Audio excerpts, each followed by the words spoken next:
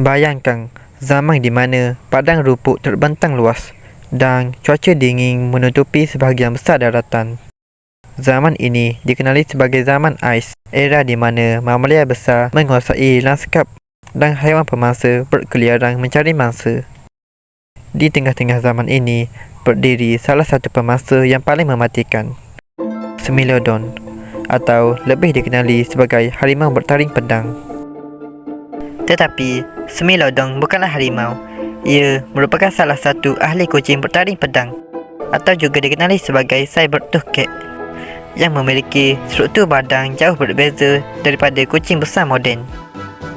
Smilodon adalah anggota keluarga Felidae, iaitu keluarga kucing. Tapi Smilodon termasuk dalam subkeluarga yang sudah pupus, termasuk beberapa jenis kucing bertaring pedang lain seperti Homotherium dan Megantherion.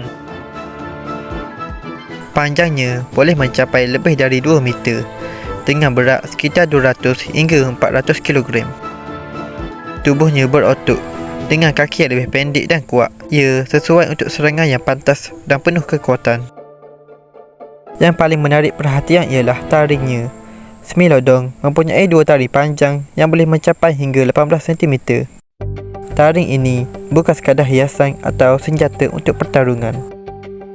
Taring pedang Smilodon digunakan untuk teknik berburu yang sangat berbeza.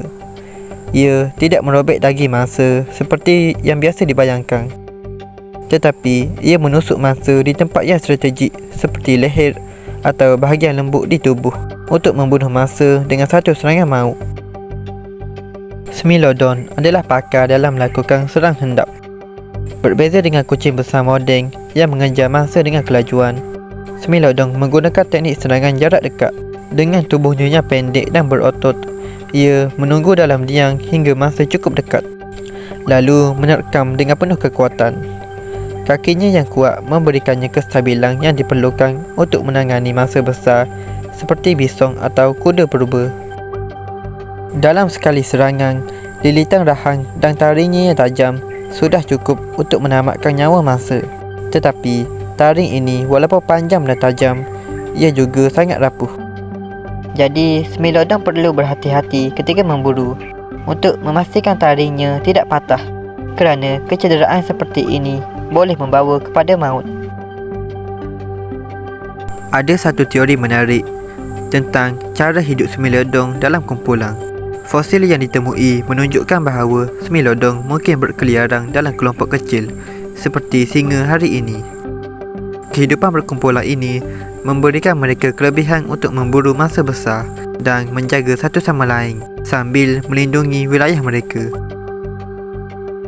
Padang rumput yang luas di Amerika Utara dan Selatan pada zaman ais dipenuhi dengan mamalia besar seperti mamut, mastodon, kuda purba dan bison raksasa. Ini adalah sumber makanan utama bagi Smilodon dan pemangsa besar lainnya. Ekosistem yang kaya ini membolehkan haiwan seperti Smilodon dapat berkembang dan menjadi pemangsa puncak pada zamannya. Tapi seperti semua era dalam sejarah bumi, zaman ais juga tidak kekal. Ketika iklim mula berubah dan suhu bumi semakin meningkat, padang rumput yang sejuk ini mula berubah menjadi hutan dan kawasan yang kurang sesuai bagi haiwan zaman ais. Ia menyebabkan banyak haiwan besar yang menjadi sumber makanan Smilodon turut pupus. Kehilangan sumber makanan utama memberi tekanan besar kepada populasi Smilodon. Tanpa masa yang cukup besar untuk memenuhi keperluan tenaga mereka, Smilodon berhadapan dengan kepupusan. Selain perubahan iklim, persaingan dengan manusia prasejarah juga memberi kesan besar kepada kelangsungan hidup mereka. Penemuan fosil Smilodon di tapak seperti La Brea Peak di California memberi kita gambaran mendalam tentang kehidupan di zaman ais. Di sini, ribuan fosil Smilodon ditemui terperangkap dalam tak hitam.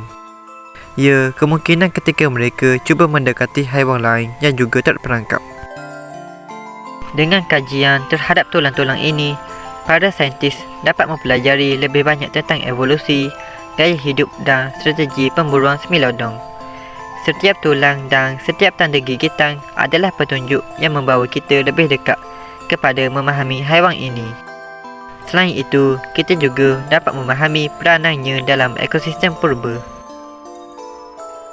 Walaupun kini Smilodon hanya tinggal dalam rekod fosil, ia kekal sebagai simbol keganasan dan kecantikan yang unik dalam dunia pemasa purba.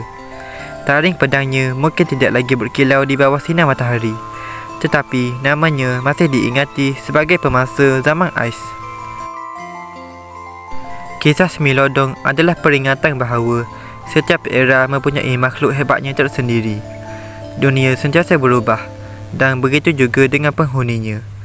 Smilodon dengan segala kehebatannya, ia meninggalkan warisan sebagai salah satu makhluk paling mengagumkan yang pernah berjalan di muka bumi.